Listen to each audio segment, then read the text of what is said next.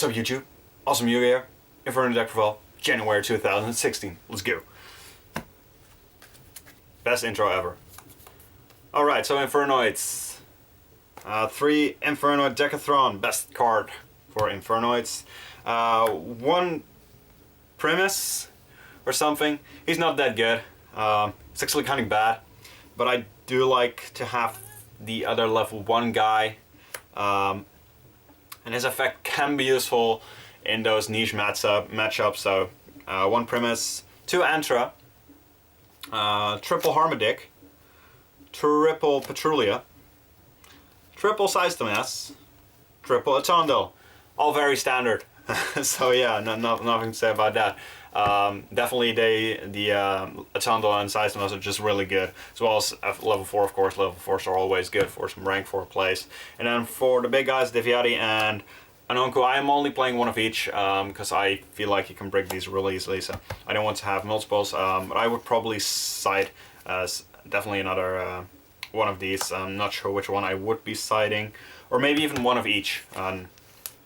Because in some matchups, not that bad to have those bigger guys extra. Then double Raiden along with a Lila for your Lightsworn targets. Only targets you can get out with Reasoning as well. Am I lying? I'm lying. You can always get out, what's his face? Him as well. But yeah, the only non-Infernoid targets. But every Infernoid, or every target you hit with Reasoning, of course, mills on itself as well. So yeah. And these are just the best right now. Raiden just being the best Lightsworn pretty much in general, and Lilac can pop skills, which is good. So, oh, wait, I kind of already hit some spells. So for the spell, that were the monsters. For the spells, we have triple Reasoning, along with your Monster Gate, along with double Charge, along with double Voidseer. Couldn't find...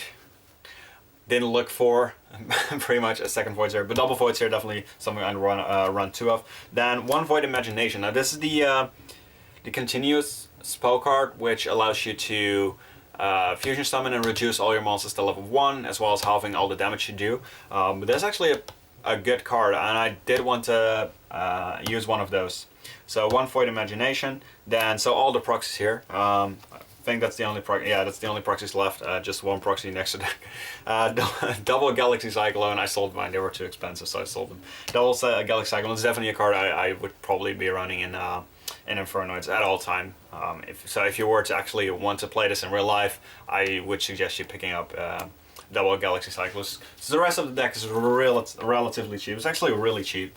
So yeah. You can probably go with getting some Galaxy Cyclones. Then for the 1-offs, we have 1 Instant Fusion, because I am using 1 Norton as well to get back the Raidens and Lilas and stuff, as well as you can actually Instant Fusion in Chera, if you'd ever had to. 1 for 1, of course, for Decathlon. Reinforcements, this can search out Raiden, and then Burial from the Different Dimension, best card ever. And then the 2 best traps in the game, right now in my opinion, Warning and Emptiness. So that's the main deck. For the extra deck, we have Armades, Gaianide, of course, Gaianide and Scribe Archfiend as well as Gemini Pearl don't have an effect, so they don't interfere with your level limit. Black Rose Dragon, Crimson Blader, Stardust Dragon, Scarlet Red Dragon, Archfiend. This is a Side Frame Lord, Omega, because I believe you have set as well. This is Omega, of course. Dweller, Castell, Gemini Pearl, like I said. Big Eye, still a pretty good rank 7, you can make him with the double Systemass, and Felground, which you can make with double Ensemble. And then, like I said, Norden and the Chera. So if you actually make Chera with Void Imagination, for those of you who don't know the effect, I'll just read what he can do. But you're in a pretty good position. So you have to use Infernoid Ananku and Deviati, which I'm only running 1 of. That's definitely another reason why I probably would be siding 1 of each as well. Plus 1 or more Infernoid monsters. Now what you can do, when this card is fusion summoned, so only fusion summon, not off of instant fusion, but you wouldn't be able to get these things anyway, so that's fine. When this card is fusion summoned, you can apply these effects in sequence depending on the number of fusion materials with different names used for this card's summon.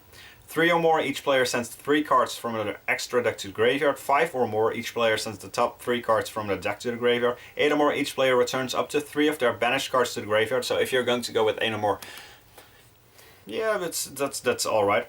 10 or more, each player sends their entire hand to the graveyard. So when you hit 10, that's but how are you going to do that? Well, Void Imagination helps you with, because it has the opportunity to allow you to send Infernoids from your deck to the graveyard, which is just nuts. So yeah, that's the Infernoid deck, and it's really quick, to be honest. I don't think I have to explain anything really.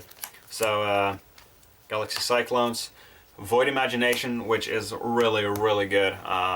Can definitely be a game breaker, but you know, it never really breaks in your hand. If you draw it, it's just there. You know, the hand isn't that relevant anyway in Infernoids, and this can void whatchamacallit again. Void Imagination, it can just 2 games for you. Double voids here. Double charge, you know, you have your 3 searches as well for double charge and the reinforcements for your 3 Lightsworn targets, so you can thin your Lightsworns out of your deck to maximize your monster gates and reasonings.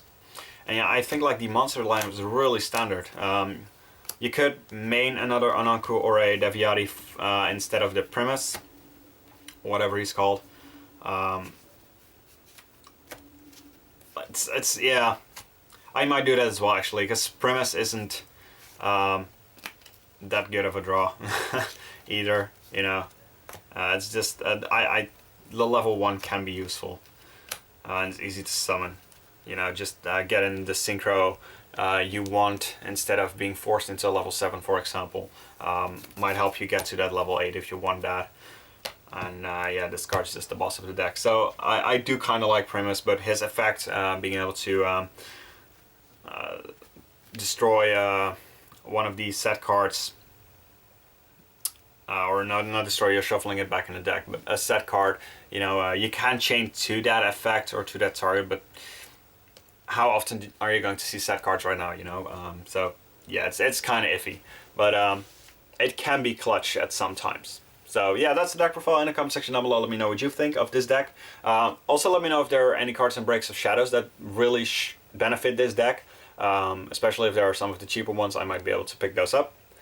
And let me know how you think Infernoid can do as of now, because we've seen Infernoid doing quite well, especially with some ARGs, but that was pre-Breaks of Shadows, of course. How can they still do? Are they still going to be a deck that can do very well, you know, even top 5, maybe top 10, top 5 might be a bit much, but maybe like top 10 deck.